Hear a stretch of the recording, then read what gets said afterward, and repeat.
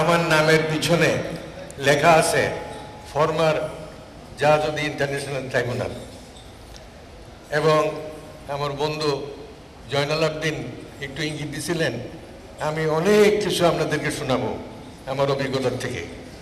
আমি শোনাচ্ছি আমার যে অভিজ্ঞতা ইন্টারন্যাশনাল এরিনাতে, তার সাথে বর্তমান আইনের কোনো সামঞ্জস্য নাই।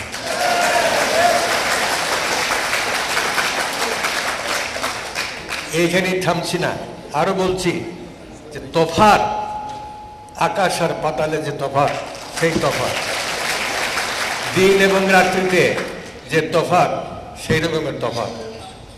একটা বাংলা ভাষায় একটা শিলুক আছে, কিসের কিসে ধানে আর তুষে।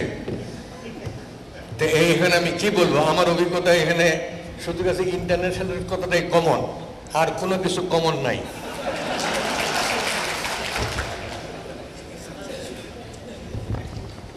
আমি একটা কথা আপনাদের অনুমতি নিয়ে উল্লেখ করছি, সেটা হলো এই, আমাদের দেশের স্বাধীনতার পরে যখন হাইকোর্ট, নতুন হাইকোর্ট ইনগরেশন হয়, সেই দিন চিফ জাস্টিস ছিলেন সালেহ মোহাম্মদ আকরাম। ইনগরেশন ডেতে এটা খুব বড় গ্যাদারিং ছিল না।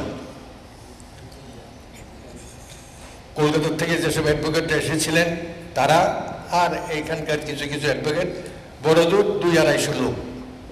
সেই দিন আমি সশ্রদ্ধ চিত্তে, তখন আমরা ছাত্র, পরীক্ষা দিব, অপেক্ষা করছি, ল পরীক্ষা দিব।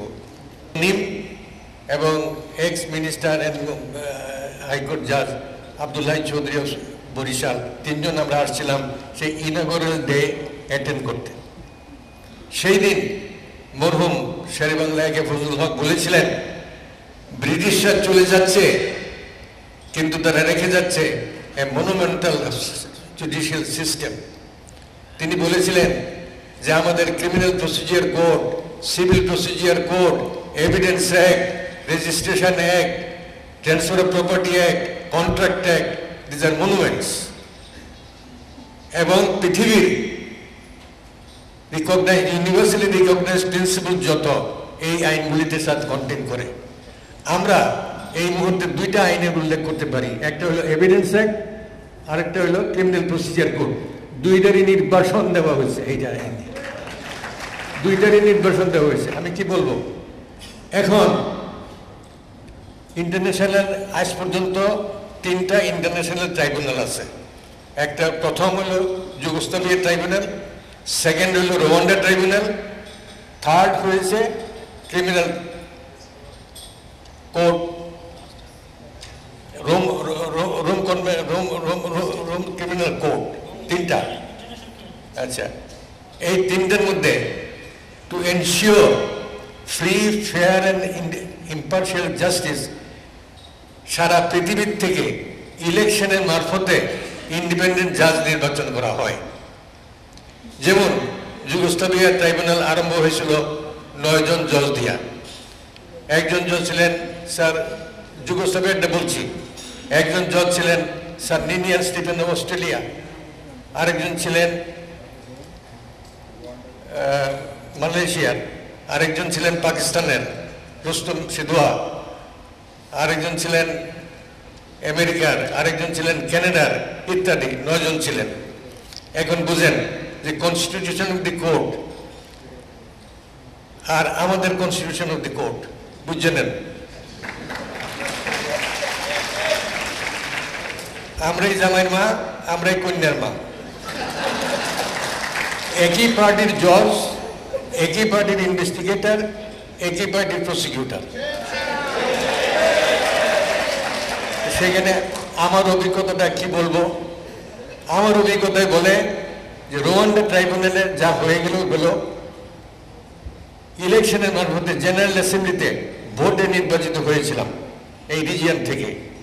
এটা 6 জন জজ দিয়ে আরম্ভ হয়। Bangladesh, south Africa, Zambia, Senegal, Russia, Sweden, এই 6 জন দিয়ে আরম্ভ হয়। এখন 9 জন।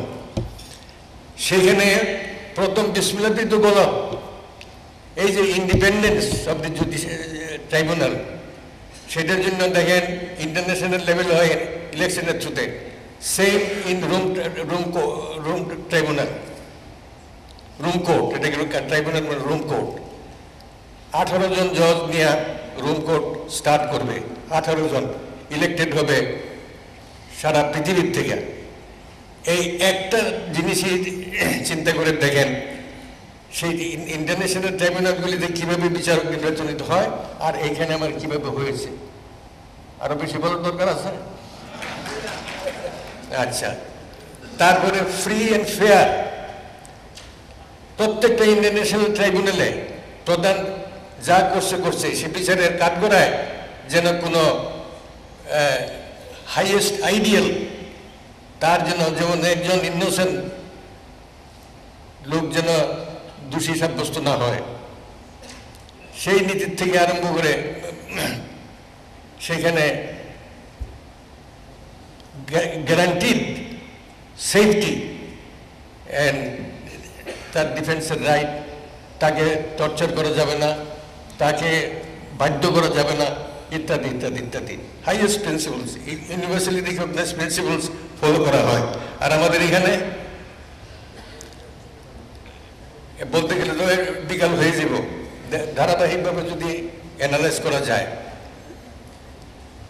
এখন পত্রিকাতে কে কি ওপিনিয়ন দিল তাও এভিডেন্স হবে।